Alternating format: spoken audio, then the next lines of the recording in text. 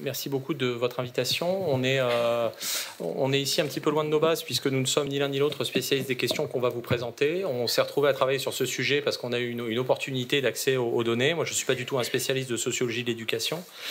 Et Nicolas, c'est encore pire puisque lui, il est carrément matheux. Donc, alors, en plus, comme déjà on était loin de nos bases, on nous a demandé d'aller encore un peu plus loin de nos bases en essayant de faire une espèce de bref prologue qui présenterait l'origine, au fond, l'origine des concours et la manière dont les concours se sont installés comme mode de recrutement d'une élite en France.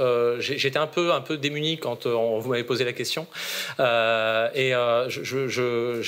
Très honnêtement, j'ai pas fait une recherche exhaustive sur la question. Je me suis appuyé sur un livre que j'aime beaucoup, qui est un livre de Zilberman, qui essaye d'expliquer comment les concours sont en fait en France se sont installés de manière à peu près inséparable sont une pièce dans la construction de la bureaucratie, de l'État bureaucratique en France, notamment au XIXe siècle, et qui propose donc de faire des concours un moment où les modalités d'organisation des carrières de la haute fonction publique sont très profondément remodelées, repensées, et ça perdure jusqu'à aujourd'hui. Enfin, jusqu'à l'annonce donc d'Emmanuel Macron de tout dissoudre, évidemment, ce qui ne manquera pas de changer les choses. Donc l'idée de Zilberman, c'est de dire que l'organisation de la haute fonction publique en France constitue la réponse que se posent les élites administratives à la fin du XVIIIe siècle et au début du XIXe siècle, lorsque ces élites ont constaté que la mise en place d'une administration bureaucratique, avec ce qu'elle suppose d'impersonnalité d'une part et de primat de la compétence de l'autre, les élites administratives se sont rendues compte que les charges n'étaient plus appropriables. C'est-à-dire que les hauts fonctionnaires, jusqu'à la fin du XVIIIe siècle, étaient en gros propriétaires de leur charge, exactement comme un notaire aujourd'hui est propriétaire de sa charge. Donc ça signifiait qu'on ne pouvait pas la lui enlever, et que par ailleurs il pouvait la transmettre à ses enfants. Cette fin de l'appropriation des charges a posé toute une série de problèmes dans tous les États où elle s'est mise en œuvre, donc dans la plupart des États occidentaux, et elle a considérablement insécurisé les membres de la haute fonction publique qui ne pouvaient plus transmettre leurs charges à leurs enfants et qui, dans le cas particulier de certains pays qui politiquement étaient très agités comme la France, où on faisait une révolution à peu près tous les 20 ans, au 19e, les gens se disaient, non seulement je ne vais pas pouvoir transmettre ma charge à mon fils, mais en plus, je vais me faire virer. C'est-à-dire qu'en plus, la prochaine révolution, on va me mettre dehors. Et à cette occasion, l'une des solutions qu'ont dégagé les élites administratives en France, ça a été de réorganiser complètement le mode de fonctionnement de la haute fonction publique, en instituant une administration publique sur des bases méritocratiques qui visait à isoler le processus, disons la population administrative, disons d'une agitation politique qui risquait de les pousser dehors. Et l'outil de cette transformation, ça a été l'organisation d'un système de carrière extrêmement particulier, caractérisé par une porte d'entrée unique, donc le concours qui vient sanctionner une compétence, donc qui est particulièrement une compétence spécialisée par ailleurs, donc qui est particulièrement adaptée aux besoins des bureaucraties modernes.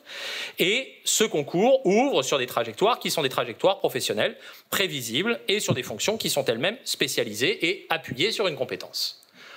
Et donc, dans cette réorganisation à la fois du recrutement et de l'organisation des carrières des hauts fonctionnaires, il y a eu une redéfinition de la notion de communauté nationale et d'intérêt public, qui se sont faits à travers toute une série d'épisodes qu'on connaît bien, qui sont bien documentés au 19e, et qui permettent de construire toute une architecture normative, pas seulement juridique, mais aussi en termes de philosophie politique, sur ce que c'est que le bien public. Et autrement dit, la thèse de Zilberman, si on le suit, c'est que le concours, si on regarde là encore cette question particulière du concours, l'enjeu initial du concours, c'est pas du tout un problème d'égalité des chances, c'est un problème de reproduction de la classe dominante.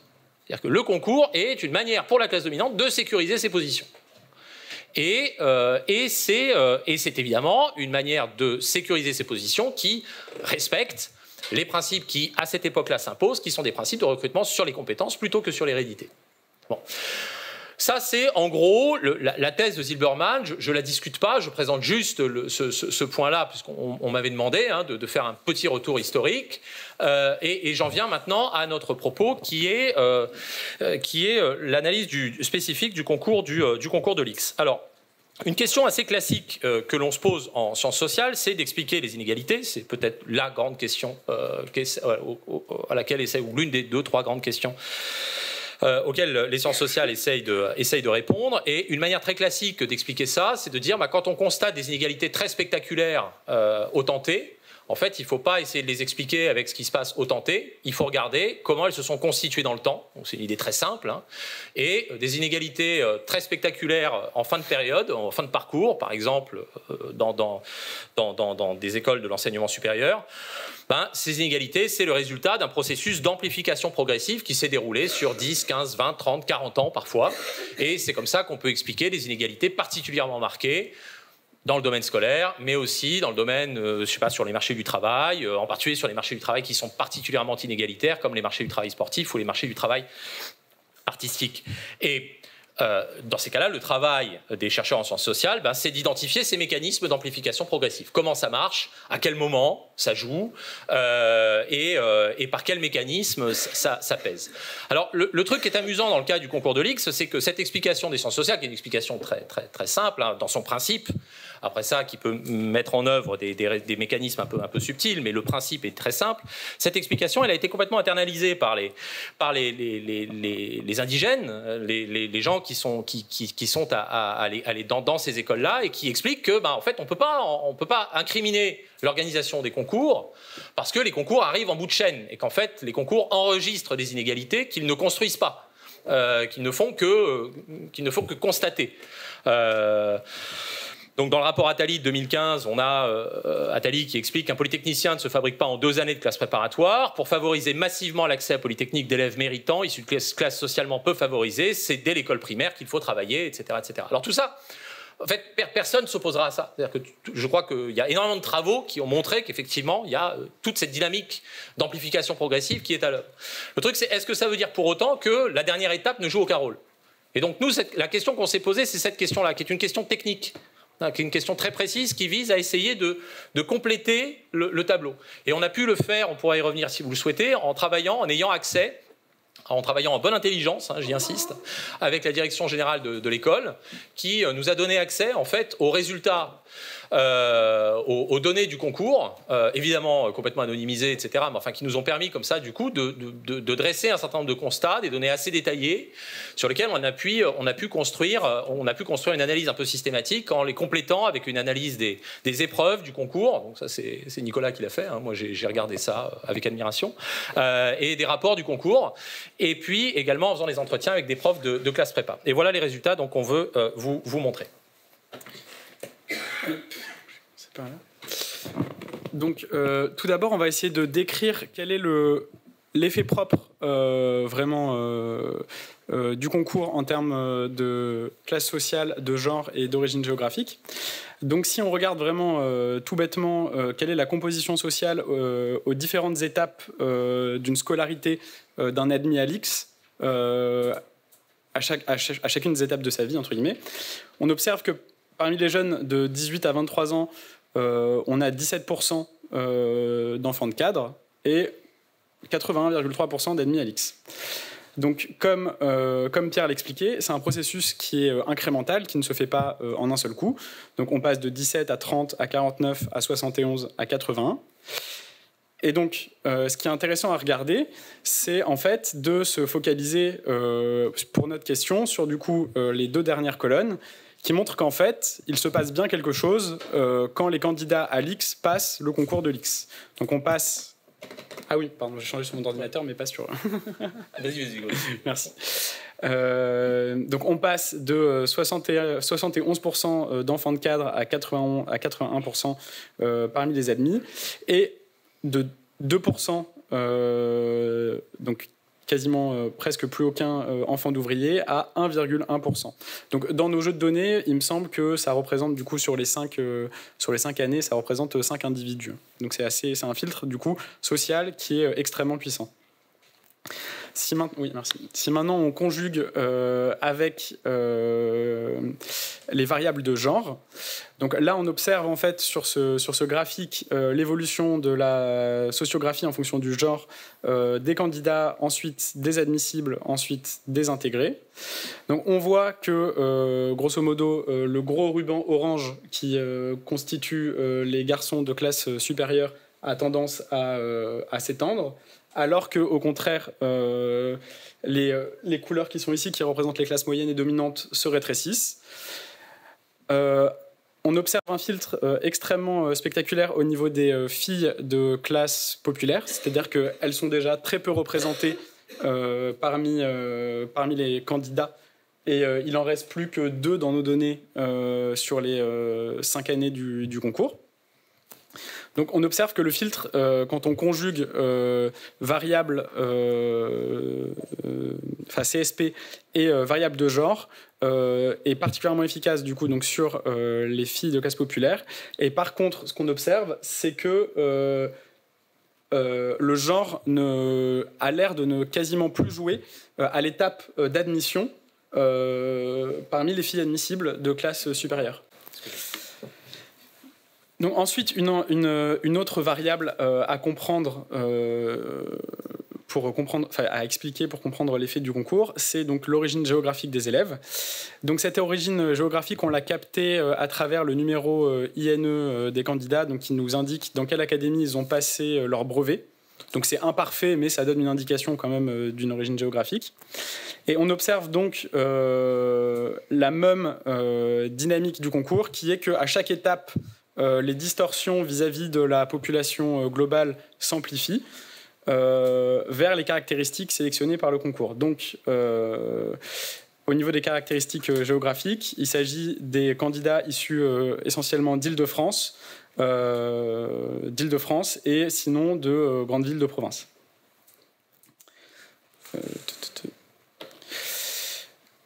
Alors ensuite, une autre question à se poser et donc au-delà des caractéristiques propres des individus, parmi quelles classes préparatoires le concours recrute-t-il?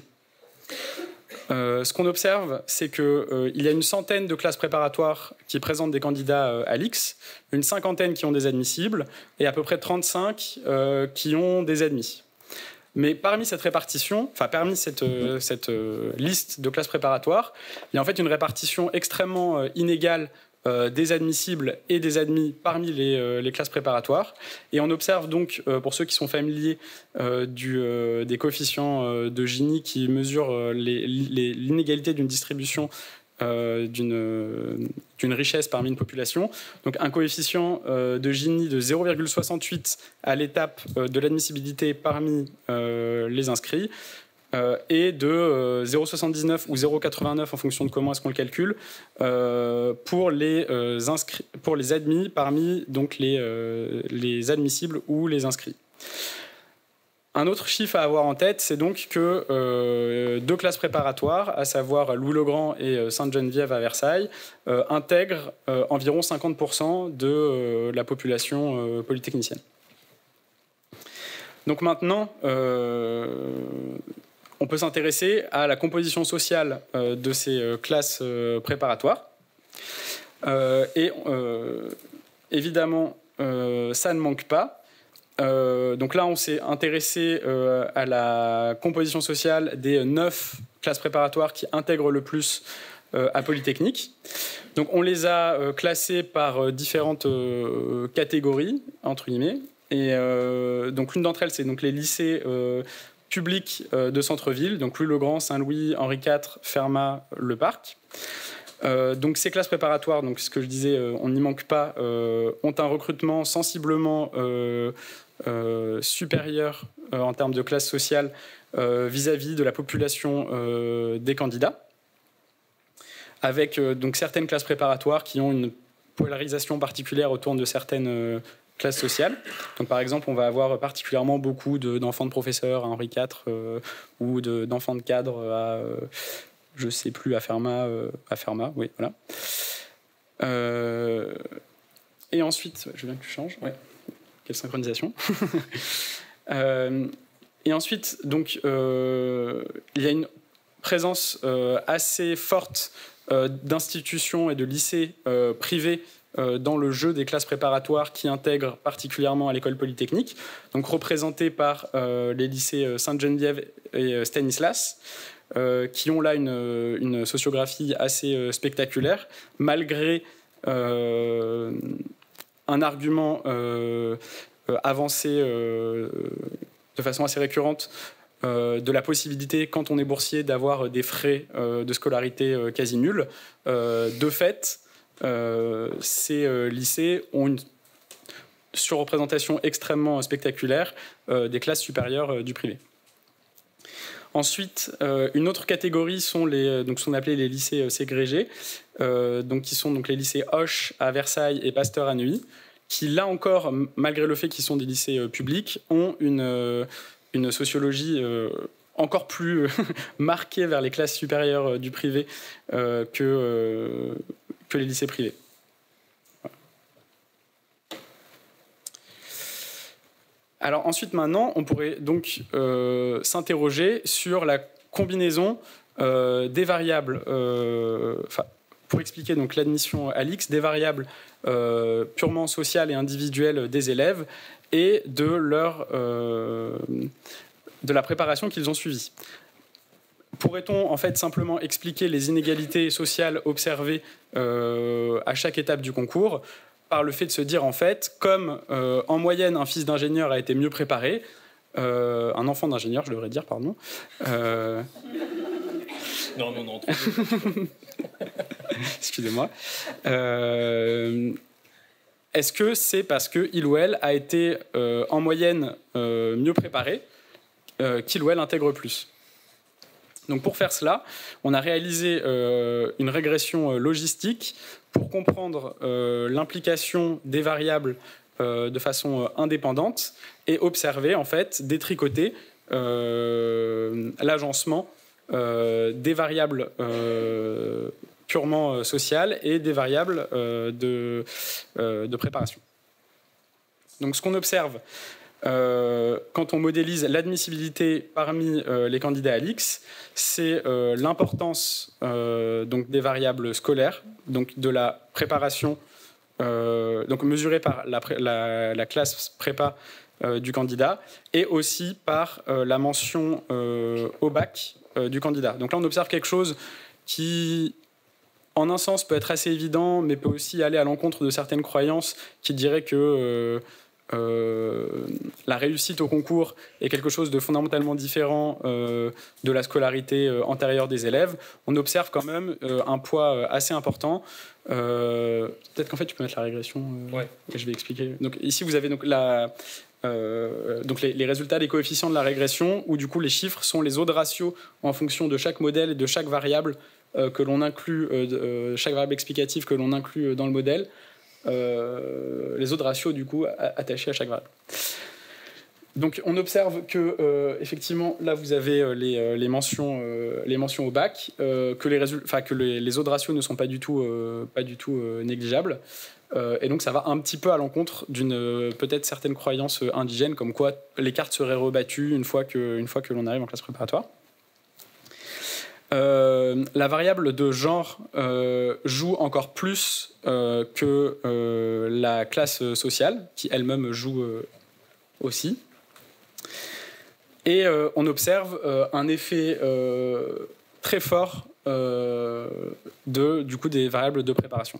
Donc là, en fait, ce que permet déjà de contredire comme hypothèse cette régression, c'est donc qu'il existe manifestement un effet propre de préparation indépendamment des variables sociales des candidats. Donc si les élèves d'un grand lycée intègrent bien Polytechnique, c'est pas parce que ce grand lycée lui-même recrute des élèves selon une sociologie qui serait celle attendue par le concours, c'est bien parce qu'au sein de ce grand lycée, il se passe une préparation spécifique au concours.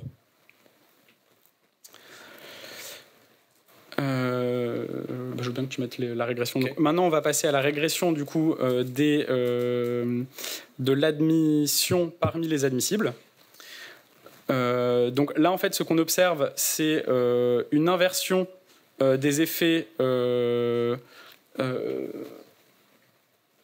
scolaires vis-à-vis, enfin des effets de variables de préparation vis-à-vis de la classe sociale. Donc l'effet prédominant et l'odd ratio le plus fort qu'on peut observer, c'est ce 2,4 ici, qui est donc attaché à la modalité avoir suivi sa scolarité au lycée Sainte-Geneviève. Donc pour comprendre un petit peu comment on a conçu cette régression et pourquoi est-ce qu'elle est particulièrement intéressante, donc au sein de notre jeu de données, on a pu en fait intégrer en fait comme variable de contrôle à la régression les notes écrites des candidats en mathématiques et en français. Donc cela nous permet en fait de raisonner à niveau scolaire observé, contrôlé. Donc en fait, les coefficients de cette régression sont à comprendre niveau en maths et niveau en français égaux par ailleurs. D'accord ? Donc là en fait, ce qu'on observe, ce 2,4, il veut dire que toutes choses étant égales par ailleurs, niveau en mathématiques, niveau en français, classe sociale et genre, un élève qui a suivi sa préparation au lycée Sainte-Geneviève a 2,4 fois plus de chances d'intégrer plutôt que de ne pas intégrer qu'un élève de Loups-le-Grand. Donc là, on mesure vraiment très précisément l'efficacité spécifique de cette classe préparatoire à préparer le concours de Polytechnique.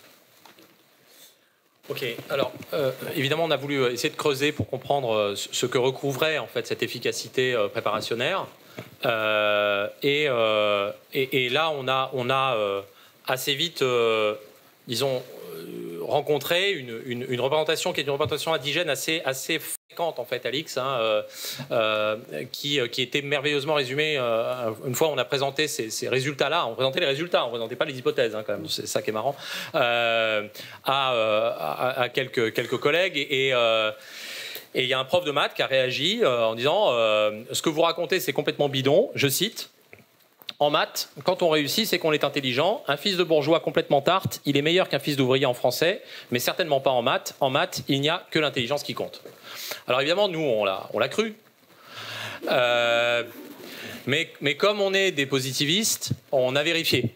Et on s'est rendu compte qu'il avait tort. C'est-à-dire qu'on s'est rendu compte que quand on regardait en fait quelles étaient les différences de notes entre selon qu'on était donc fils de bourgeois, fils d'ouvrier, etc. Où est-ce que ça jouait le plus ? Ça joue en fait le plus fortement dans la filière MP. Les écarts de notes sont les plus importants en maths et dans la filière PC, les écarts de notes sont les plus importants en physique. Et donc là, on ne faisait au fond que vérifier, notamment sur la question des maths, sur laquelle on va s'arrêter un peu plus longtemps, on ne faisait que vérifier un résultat qui est un résultat très classique en sociologie de l'éducation, mais on le vérifiait en un lieu particulier sur lequel ça n'avait pas forcément été montré de manière systématique, qui était que les maths sont extrêmement discriminantes socialement. Ça, c'est des choses qui sont très traditionnelles. Là, on le voit sur le concours de l'X et notre collègue mathématicien ne le savait pas. Et on n'a pas trop voulu le démentir parce qu'on s'est dit que ça allait le faire souffrir. Et ce qu'on a vu qui était plus subtil et là, pour le coup, beaucoup plus inattendu, c'est qu'on s'est demandé, en regardant spécifiquement ce qui se jouait dans ce qu'on a appelé les grandes prépas, donc les 9-10 prépas qui préparent avant tout à l'X, et qui intègrent beaucoup de gens à l'X. Et là, on a vu un résultat auquel on ne s'attendait pas forcément, qui était que dans ces classes prépa-là, l'écart en maths en particulier, entre les fils d'ingénieurs et les fils de boursiers est plus important que dans le reste de la population des préparationnaires. Un peu comme si ces classes prépa, en fait, évidemment, elles préparaient très bien les élèves, elles préparaient très bien aussi les fils de boursiers, etc. Mais elles avaient tendance à accroître l'écart entre les fils d'ingénieurs et les fils de boursiers. Et ça, pour le coup, on ne s'y attendait pas, parce qu'on pensait qu'en gros, il allait y avoir peut-être une réduction des écarts, ou au moins que les écarts allaient être les mêmes. Et non, là, ça les accroît. Et donc ça, on s'est dit, comment peut-on essayer d'expliquer ça? Et ça nous a incité à rentrer un peu plus dans le détail sur la manière dont les classes prépa, donc qui préparent tout particulièrement à l'X, pourquoi sont-elles plus efficaces et en quoi consiste cette efficacité préparationnaire dont on voit qu'elle n'est absolument pas neutre socialement. Donc, je rajouterais juste un tout petit truc qui est que ce qu'on a observé d'encore plus surprenant, c'est que en fonction de la filière, donc maths physique ou physique-chimie, ce résultat s'inverse. C'est-à-dire que les plus grandes classes préparatoires vont avoir tendance à écarter les distances entre classes sociales en filière mathématiques et les resserrer en filière physique. Donc, comment expliquer ce phénomène? Donc, tout d'abord, qu'est-ce qui se passe spécifiquement dans ces classes préparatoires? Donc, à la lumière des entretiens qu'on a menés, on voit qu'en fait, ces classes, comme elles peuvent objectivement prétendre à préparer un nombre conséquent d'élèves à Polytechnique, mettent en place toute une série de stratégies de préparation spécifiques. Donc, un des points particuliers, c'est l'identification d'un hors-programme officieux qui retombe régulièrement dans certaines épreuves, donc on peut identifier vraiment et baliser. Voilà. Et un des autres points particulièrement intéressants qu'on observe, c'est en fait la transmission d'un rapport esthétique aux mathématiques. Donc, ouais, ah oui, c'est moi qui ai le truc. Donc pour cela, en fait, il suffit en fait simplement de se pencher sur les rapports de concours pour identifier quelles sont les attentes des jurys. Et donc, on vous présente ici un petit florilège. Donc, cette citation l'exprime assez bien. L'oral de mathématiques doit permettre à l'examinateur de se faire une idée de la maîtrise par le candidat des concepts fondamentaux et des méthodes qui figurent au programme de mathématiques. Pendant l'interrogation, l'examinateur apprécie particulièrement l'autonomie du candidat, sa capacité à aller de l'avant, c'est-à-dire au-delà de simples applications de méthodes systématiques, son aptitude à proposer des stratégies, mais aussi son agilité technique. Donc, la technique est certes un prérequis en mathématiques, mais on lui préfère, donc c'est un prérequis, mais au-delà de ça, il y a des attentes au-delà de simples méthodes systématiques. Donc sur quoi se fonde cette posture esthétique? Donc on a identifié un premier point qui est la créativité. Donc là, quelques exemples. Rappelons que l'oral permet d'apprécier la capacité du candidat à mettre en œuvre ce qu'il a appris et on l'espère digérer pour résoudre un problème nouveau, pas nécessairement voisin d'un exercice déjà connu. Le jury se félicite d'avoir eu le plaisir de voir un bon nombre d'excellents candidats capables de mener à bien des raisonnements délicats et de résoudre parfois de manière originale des exercices difficiles. Donc l'élégance, assez nombreux ont été les candidats à traiter cette question de façon plus ou moins élégante. La question a été traitée plus ou moins élégamment. La question assez technique l'a beaucoup moins été. Donc ici on voit encore cette confrontation entre la technique et l'esthétique.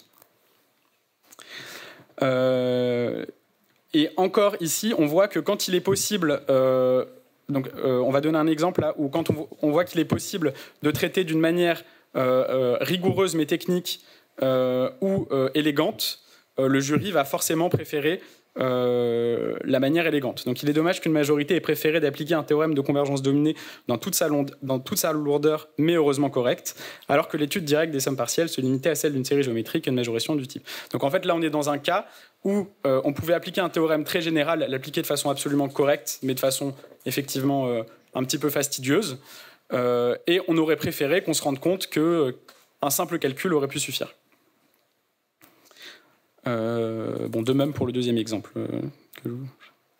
Ensuite, une autre caractéristique de cette posture esthétique, c'est la capacité à organiser une architecture des savoirs mathématiques et replacer un résultat dans un contexte plus large. Donc les exercices proposés étaient assez difficiles et demandaient plus que l'application immédiate de recettes faciles. Donc là, on imagine bien encore dans les recettes faciles la posture technique. Il faut à l'oral être capable d'étudier des questions où plusieurs théories entrent en jeu et de mener à bien des raisonnements un peu compliqués. L'examinateur apprécie les bons réflexes des candidats et leur enthousiasme à chercher à résoudre des problèmes intéressants. Il vérifie la solidité des connaissances acquises et surtout la capacité à les utiliser à bon escient. Donc les connaissances ne suffisent pas, il faut les organiser et ne s'en servir qu'au bon moment. Alors, ce qu'on voit donc très clairement à l'œuvre dans les rapports de l'X, c'est une opposition entre deux postures dans le rapport aux mathématiques. Une posture qui est une posture besogneuse, mécanique, fondée sur la reproduction, et puis une posture qui est une posture élégante, fondée sur la créativité, sur le respect de l'esthétique, sur la capacité à voir en profondeur des correspondances cachées, etc. etc. Cette opposition-là, c'est une opposition qui est extrêmement classique en mathématiques. Hein, ça a été montré par les travaux d'historiens des maths abondamment. Ça a été aussi abondamment montré par les travaux de sociologues des maths qui montrent que c'est une opposition qui fracture une bonne partie de la profession mathématique. Il faut qu'il la fracture, qu'il la traverse tranquillement, avec, disons, une opposition entre les belles maths et puis, pour reprendre une superbe formule de Dieudonné, les mathématiques serviles. Voilà.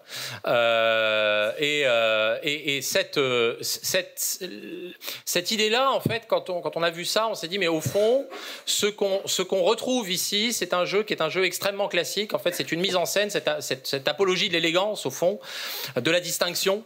Ça rejoue en quelque sorte dans une sphère extrêmement particulière, celle des mathématiques. Ça rejoue, au fond, des jeux d'habitus que décrit Bourdieu quand il essaye dans la distinction d'identifier l'habitus des classes dominantes et dans lesquelles il explique que le propre des classes dominantes, notamment quand elles sont exposées ou quand on les expose à des œuvres artistiques, c'est d'être capable de faire primer la forme sur le contenu, par exemple, sur également la capacité à reconnaître, dans tous les sens du terme, l'existence d'un espace spécifique et autonome, qu'il soit esthétique ou mathématique, qui est doté d'une cohérence interne et cachée, fondée sur des correspondances qui sont des correspondances souvent masquées et sur des écarts imperceptibles. Et si on accepte cette hypothèse, c'est-à-dire si on voit qu'il y a là quelque chose comme la répétition, finalement, de cette opposition entre des habitus distingués et des habitus qui le seraient moins, eh bien, on peut se dire que finalement les postures que décrivent les rapports du concours de l'X déclinent donc sur ce segment très spécifique de l'espace scolaire des dispositions génériques qui sont propres aux classes dominantes, qui ont été forgées par une socialisation familiale initiale, marquée, comme le dirait Bourdieu, par la distance à la nécessité, par la certitude d'avoir, enracinée dans la certitude d'avoir toujours eu, qui permet justement de se jouer de certains impératifs et qui vont être ensuite redoublés par une socialisation scolaire tardive et extrêmement intense que l'on trouve dans les classes préparatoires. Et du coup, on comprend pourquoi les classes préparatoires où on a concentré ces enfants de la classe dominante, ces classes préparatoires vont en quelque sorte rentrer en résonance avec l'habitus de leur public et que ceux qui en sont éloignés et qui sont issus des classes populaires, eux, finalement, ils avancent, mais ils avancent moins vite parce que ça résonne moins, finalement. Voilà. Et donc, c'est comme ça qu'on arrive à expliquer ce petit résultat qu'on avait, qui était que en maths, les classes prépa les plus performantes accroissent les écarts entre les boursiers et les autres. Et ne les réduisent pas. Voilà grosso modo ce que l'on voulait vous dire pour présenter l'essentiel de ces résultats sur le concours de l'X et on sera ravis de pouvoir en parler avec vous.